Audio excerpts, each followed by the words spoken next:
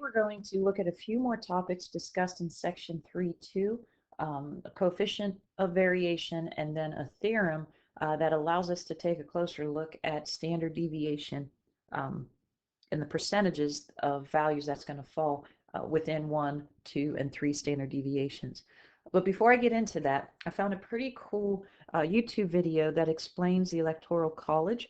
I have this here, posted here in the video, which I'm going to show to everyone in class, but I have it posted as a separate YouTube video in Classroom. So it's only about 5 minutes long. Please take a look at it. It's very interesting to explain how a president, how many votes in the Electoral College are necessary, and the difference between a popular vote and an electoral vote. So please take a look at that. All right, these are the answers to worksheet 3.2, 1 through 8. So if you need to pause the video to get that out, please do so.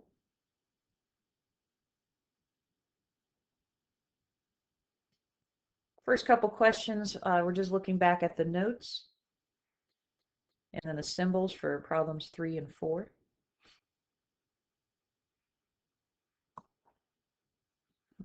Scroll down for 5 and 6. Again, remember the rounding rule. Let me know if you have any questions on 5 and 6.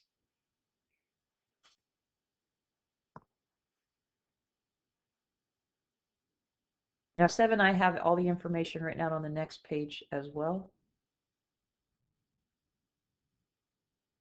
In 18, we're just practicing using the range rule of thumb, which is just a rough estimate of the standard deviation.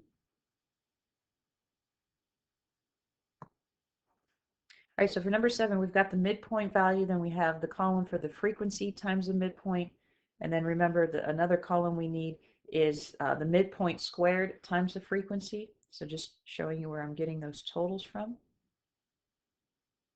And remember, if this is from group data, here is the formula. So we have the number of data values times the larger sum, which is right here. That's the frequency times the midpoint squared, minus just the sum of the frequency times the midpoint, and then we square that value, and then that's over n times n minus 1.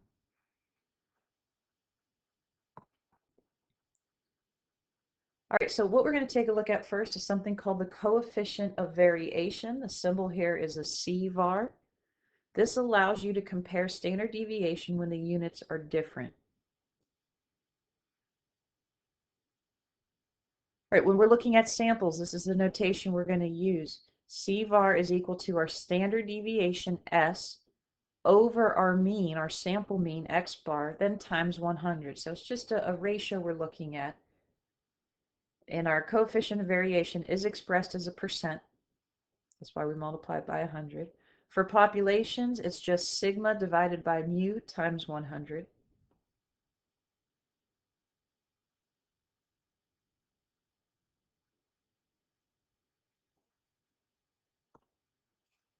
So let's take a look at some examples. All right, so in this example, we're told that the mean of the number of sales of cars over a 3-month period is 87. The standard deviation is 5. And then we're looking at the mean of commissions is $5,225. The standard deviation is $773. So we're comparing the variations of the two, but because we're looking at the number of sales versus cost, this is what's going to allow us to compare these. So we are going to round to the nearest tenth of a percent. So remember, the formula here, C-var is going to equal our standard deviation divided by our mean. So taking a look at the sales and the commissions, this is how we want to set this up. Coefficient of variation for the sales, the standard deviation is 5, the mean is 87. So if you divide that, multiply it by 100, we're getting roughly 5.7%.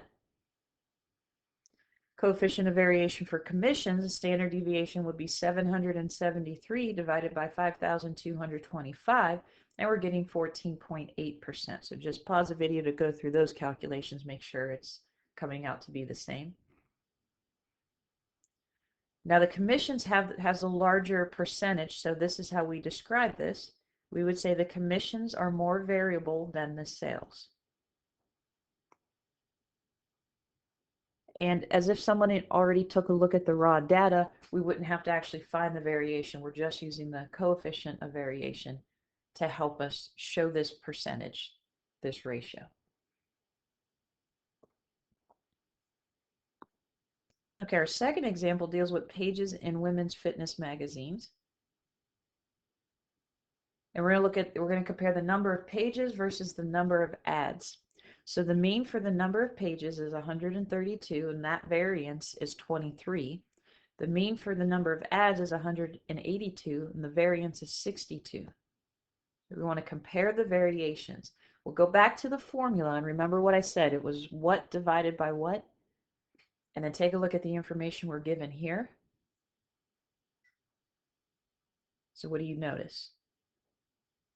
Isn't the formula, the ratio, are we comparing standard deviation to the sample mean? And what are we given here? We're given the sample mean, but we're given the variance. So what do we have to do to the variance value to get the standard deviation? We need to take the square root. So we have to be careful. Sometimes I'm going to put this in terms of variance. Other times it's going to be standard deviation. So for the coefficient of variation, for the mean or for the number of pages, we want the square root of 23 over 132 times 100. Go ahead and calculate that.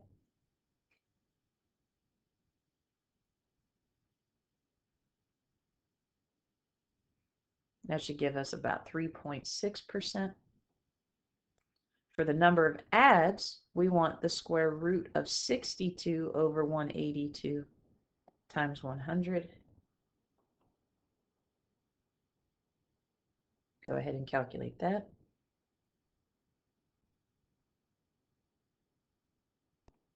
And that should give us 4.3%. So they're close, but the number of ads are more variable than the number of pages.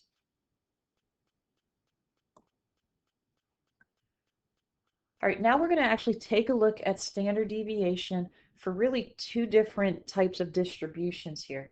So this is a Russian mathematician. You pronounce his last name Chebyshev. So this is Chebyshev's theorem. We just call him Chebby for short.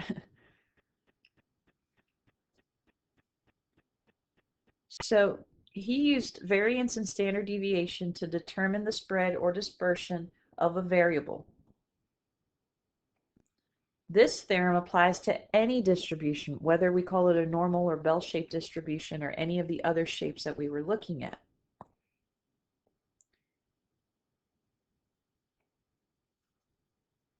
This theorem specifies the proportions of the spread in terms of the standard deviation.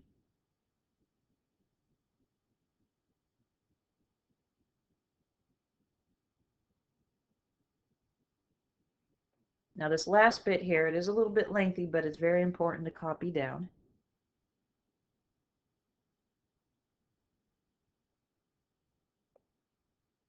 Right, so this proportion of values from a data set that will fall within k standard deviations of the mean will be at least 1 minus 1 over k squared, where k is any number greater than 1, not necessarily an integer. So this is what we're going to take a look at. I'll reread it again.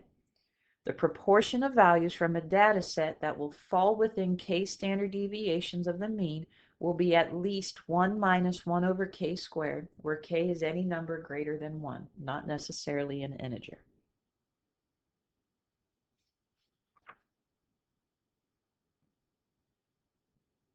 Pause the video to still copy that down. So usually the questions that are going to be asked are what percent of the data values will fall between two numbers, or what numbers will fall within so many standard deviations of our mean.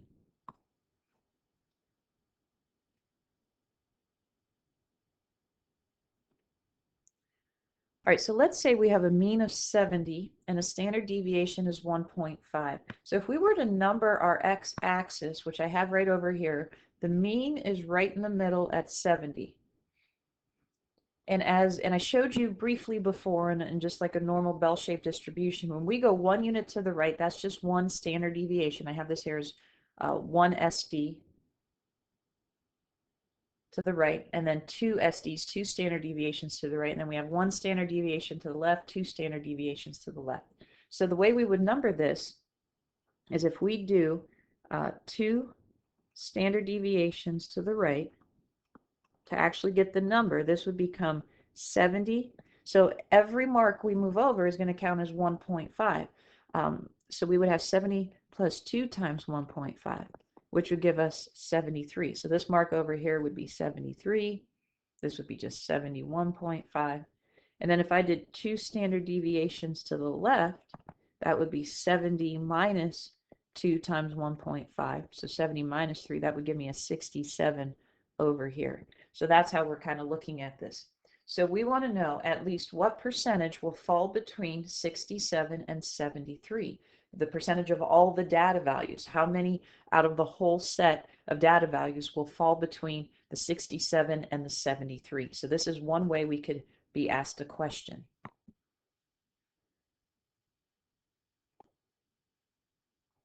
All right, so sometimes I might ask how many data values will fall between two standard deviations, or what percent will fall between two. Now, since we already calculated this, we know that 67 and 73 are two standard deviations away from the mean. But let's assume that we didn't do this top part right here. We have to figure out what K is. So remember, K is the number of standard deviations from the mean. So this is the formula to find K if we didn't already know. So if we didn't have that picture there, we're going to take the largest value minus the mean. So in this case, the largest value is 73, our mean was 70, and then our standard deviation here was 1.5.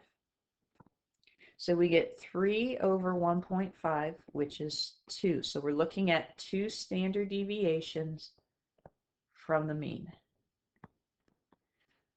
Now to get the percentage, so this was step 1, find K if we don't already know. Step 2 then is to do the 1 minus 1 over K squared, which becomes 1 minus 1 over 2 squared, which is 1 minus 1/4, which gives us 3/4, but we want to turn this into a percent, so we'd say 75%. So we're going to say at least 75% of the data will fall between 67 and 73.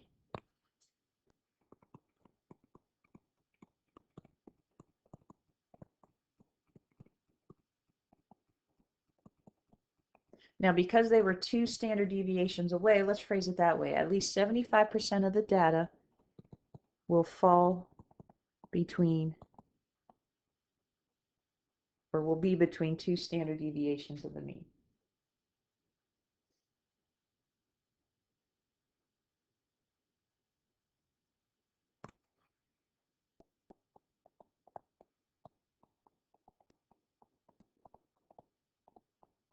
So you could phrase it that way, or you could say will fall between 67 and 73.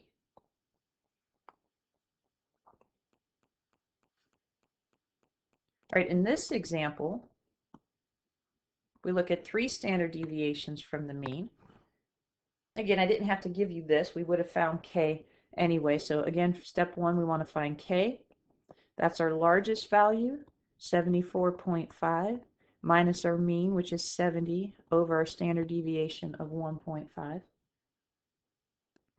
So this will give us a 4.5 over 1.5, which is giving us that 3 that matches here. Now the reason I'm using 2 and 3 standard deviations is because it does apply to Chebyshev's theorem. Step 2, now we take 1 minus 1 over K squared. So this will become 1 minus 1 over 3 squared, which is 1 minus 1/9. So 9/9 minus 1/9 is 8/9. This is actually a 0.8 repeating, so we're going to say 88.89%. So we'll say at least 88.89% of the data will be between the 65.5, I'll phrase it this way, and 74.5.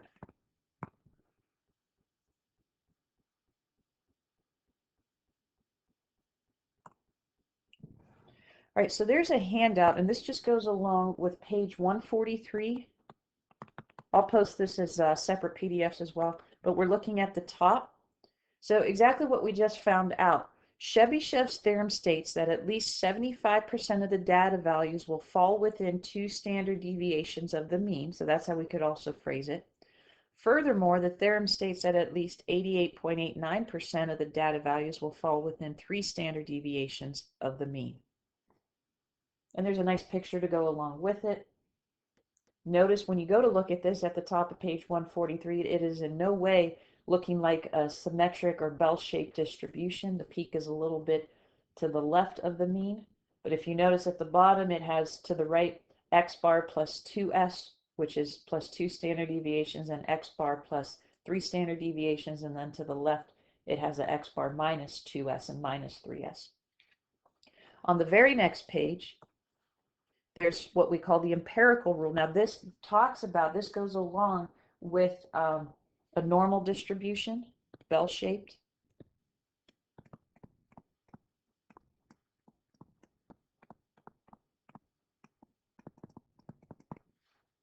So if you look here, there's 3 different percentages, and here it talks about 1 standard deviation. So it's going to be approximately 68% of the data will fall within 1 standard deviation of the mean.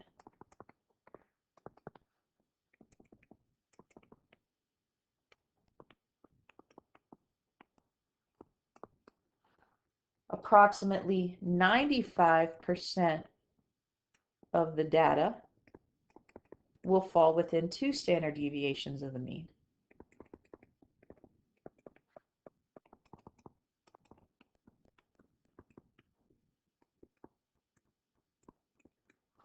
And approximately 99.7% of the data will fall within 3 standard deviations of the mean.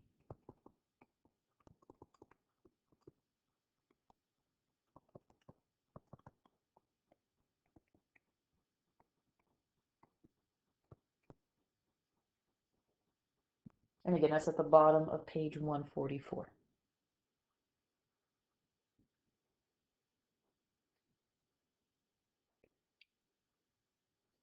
All right, so for today's assignment, go ahead and finish worksheet 3.2. 9 through 13. I have a little star next to number 11. I'm definitely going to go over these. Now, it's either going to be tomorrow or Thursday, depending on how nice the weather is. I'm going to try for tomorrow. Will be the activity, the 40 holes of golf activity for everybody in class. I will be posting an alternate one as well, but we're just going to kind of be looking at putting. So if you have a putter at home and wish to try this, you could absolutely do this. If not, I'm going to post a kind of like a penny toss example, something that you could do inside and measure that way. And that's what I've done in previous years. So wait for more information on that. We're going to make posters describing all of the data measurements that we're going to be collecting and calculating. But as always, take care. Let me know if you have any questions.